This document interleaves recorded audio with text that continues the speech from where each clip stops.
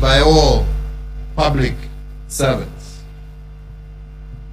But most importantly, you, the people of Kenya, have walked with me each step of the way, cheering me, but also chastising me as the occasion dictated.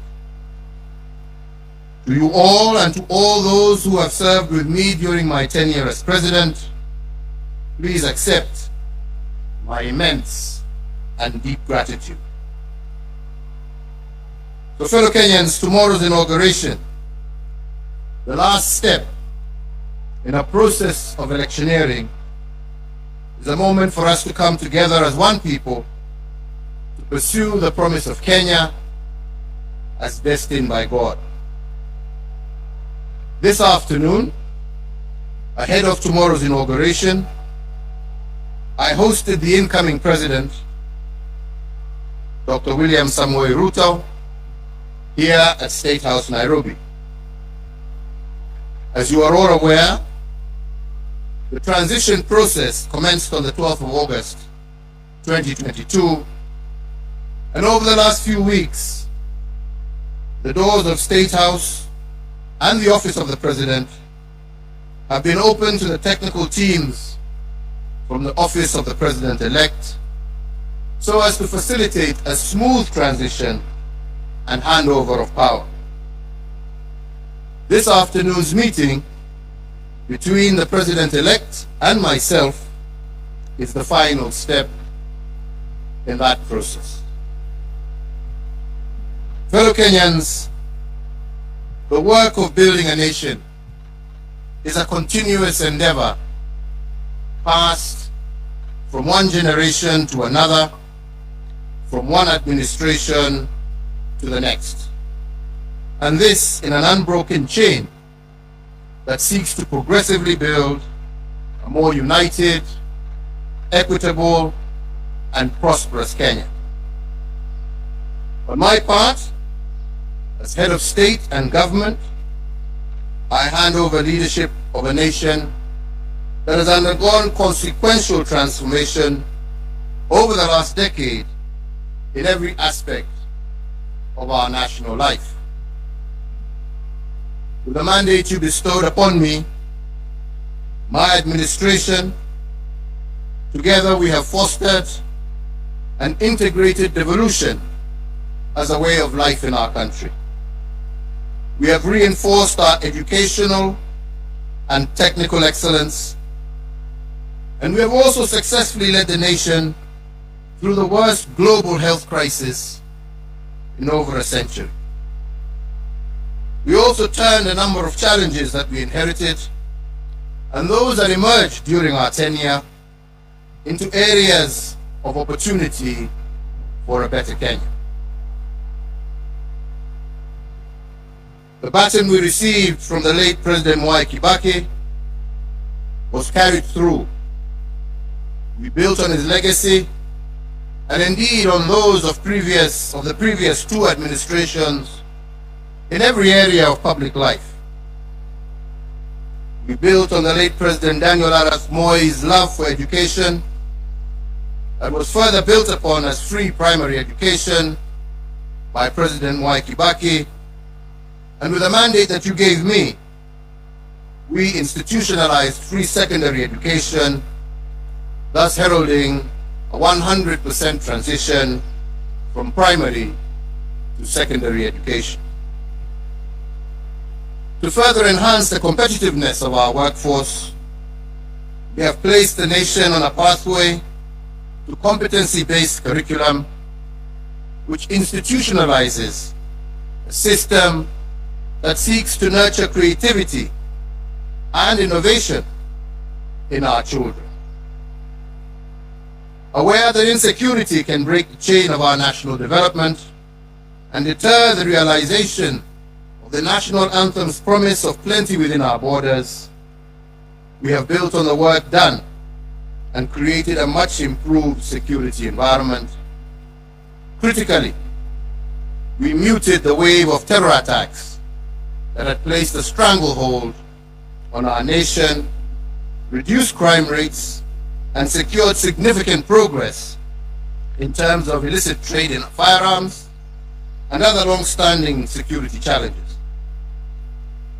We achieved this by retooling our security organs and making them more capable to address the dynamic, contemporary security challenges that Kenya faces. To realize the dream of equitable development, we have fostered and given impetus to the devolved system of governance. In line with the 2010 Constitution, we institutionalized devolution and forever changed the face of Kenya. Through devolution, government is now much closer to the people, with Kenya shillings 2.5 trillion transferred by the national government to the counties from 2013 to date. Now wananchi's needs can be heard and addressed in real time, and the funding transferred to counties can be better aligned to the priorities at the local level. With the mandate you gave us, we pursued the vision of previous administrations for greater economic integration within the East African region and led the push to admit the Democratic Republic of the Congo into the East African community. With this singular move, the East African Community Common Market grew by 90 million people, yielding an expanding market of 300 million persons and the consequent enhanced opportunities for Kenyan enterprises. Building on the place of pride earned by our forefathers, we fortified our global footprint. Our non-permanent membership in the UN Security Council has amplified Kenya's voice on international peace and security matters. Indeed, from 2013 to date, we have had over 100 inbound and outbound state visits, hosting heads of state and government from across the world, and Kenya is now a consequential voice and an undisputed leader in continental and global issues. This has enhanced opportunities for Kenyans in both the diaspora, but also within the international civil service. As a consequence, diaspora remittance have increased tenfold over the last decade, and they now stand at an all-time high at over Kenya shillings 400 billion per annum as of 2021, surpassing some of our traditional exports as foreign exchange earner. We have also built on the aspiration of the independence generation to foster inclusivity and gender parity.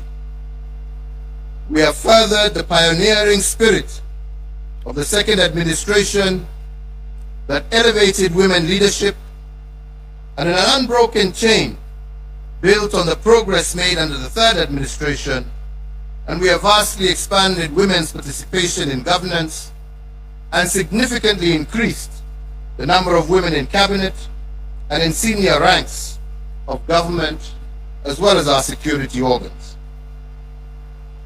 Indeed, we have built on President Mwai Kibaki's path-breaking investment in infrastructure.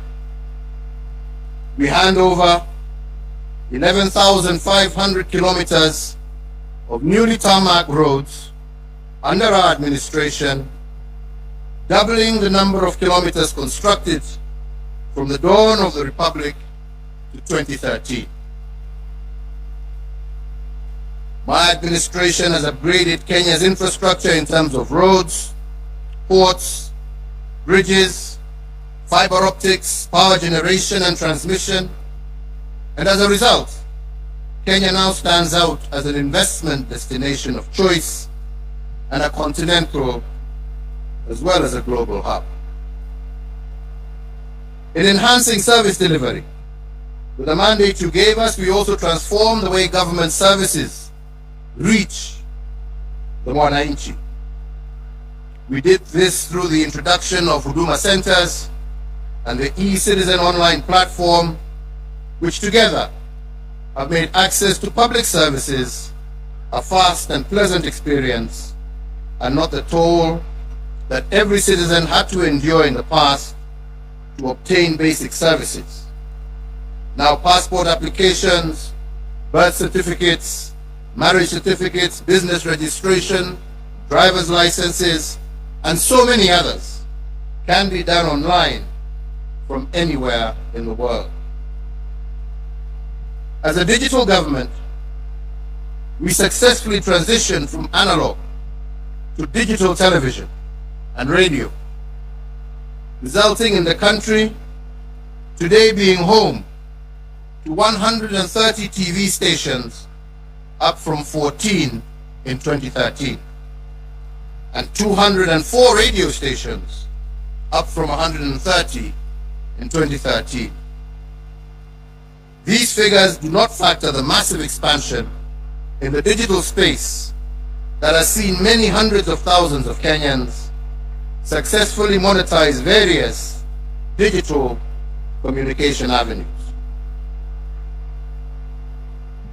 I have immeasurable pride in having the magical tag of Made in Kenya affixed to a much wider range of products, and my administration has reinvigorated domestic manufacturing and diversified our exports of finished products.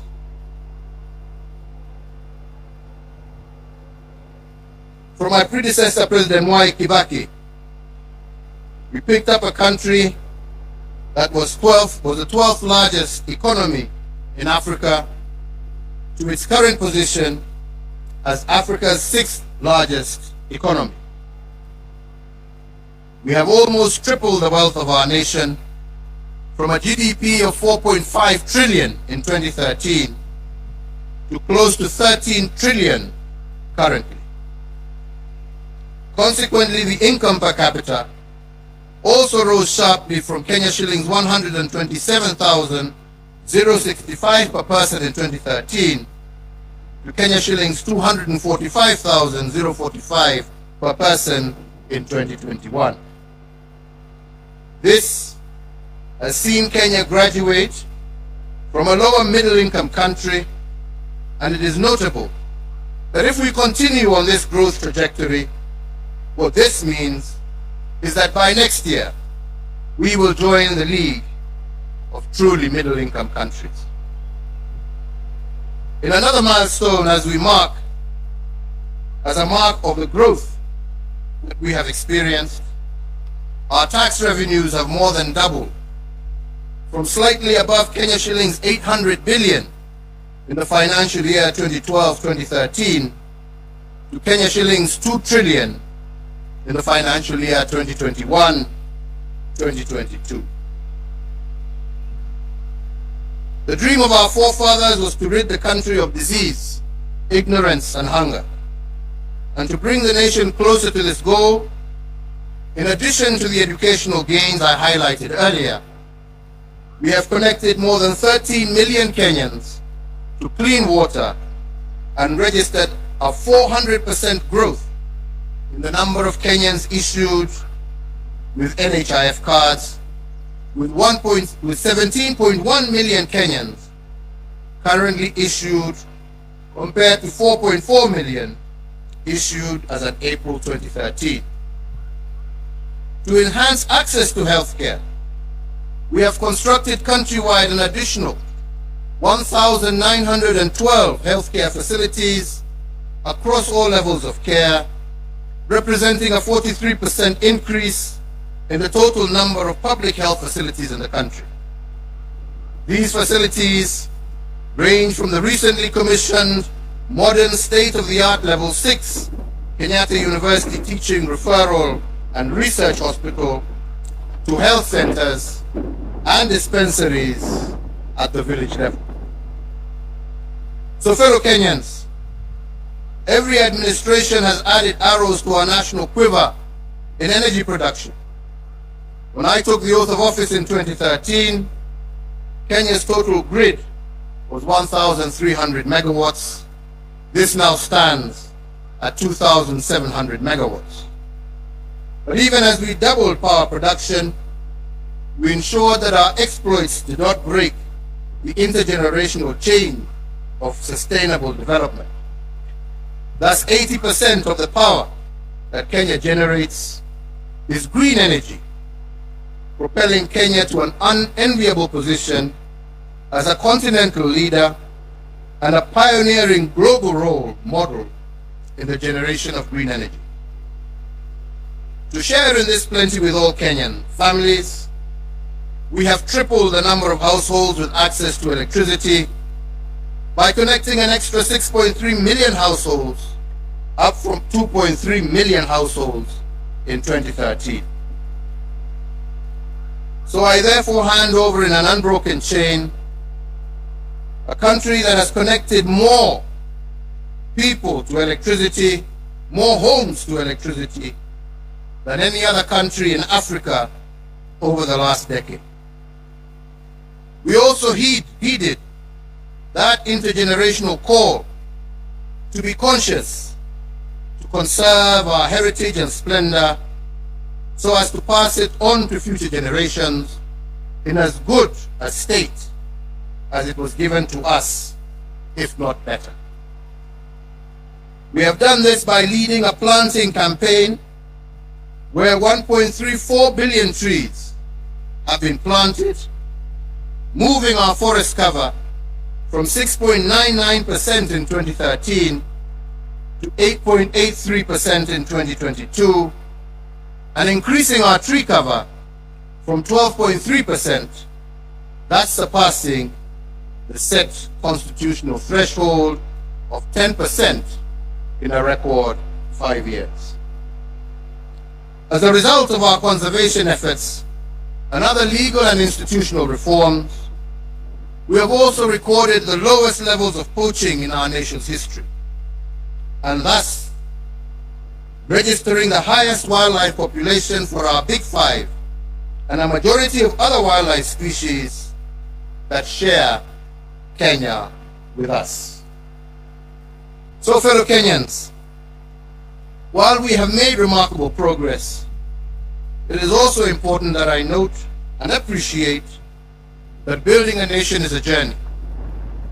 There is still much more to be done to move our nation to the next level of development towards realizing our Vision 2030. And the fourth administration, which I had the privilege to lead, has built on the foundation laid on others, upon which the fifth administration can also build.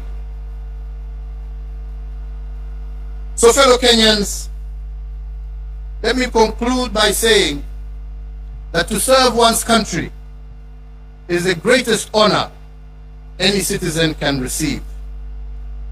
It is a sacred trust, and it has been an immense privilege that I have not taken for granted. I thank you all for the immense opportunities you have awarded me to serve in various public roles over the last 2.5 decades, which have included, amongst others, Chairman of the Kenya Tourism Board, Member of the Jomo Kenyatta University Council, Chairperson of the Disaster Emergency Response Committee, a Member of Parliament for Gatundu South, a Cabinet Minister serving in the Ministries of Local Government, the Ministry of Trade, the Ministry of Finance, the Leader of the Official Opposition, Deputy Prime Minister, and as the President of this Republic for the last 10 years. In all the work I have done as President, and in every presidential decision I have made, and in every executive action I have taken, in every bill I have proposed and assented to, I have been guided by the dream of our forefathers, and that is the dream to eliminate poverty ignorance and disease, and to improve the quality of life of all Kenyans, and to create conditions for everyone to achieve their dreams. As a hallmark of our democracy, therefore, I will tomorrow, before God and you, my fellow countrymen, hand over the instruments of power to our new president at the Moi International Sports Center, Kasarani. And with that, the fourth administration will come to an end, and the tenure of the fifth administration will begin. My entire family and I join all Kenyans in wishing the very best to our next president, Dr. William Ruto, and extending to him our warmest congratulations for receiving the mandate of Kenyans to lead us as our fifth president. And so, Mr. President-elect, as you walk the path to your inauguration and beyond, you will be the president not just for those who voted for you, but for all Kenyans. In the prophetic words of our national anthem, we are summoned to purposefully dwell in unity, peace, and liberty, working hard and together so that plenty may be found within our borders. I therefore wish and pray for your success, as your success will be Kenya's success. I thank you all. May God bless you, and may God bless this great Republic of Kenya. Asante sana.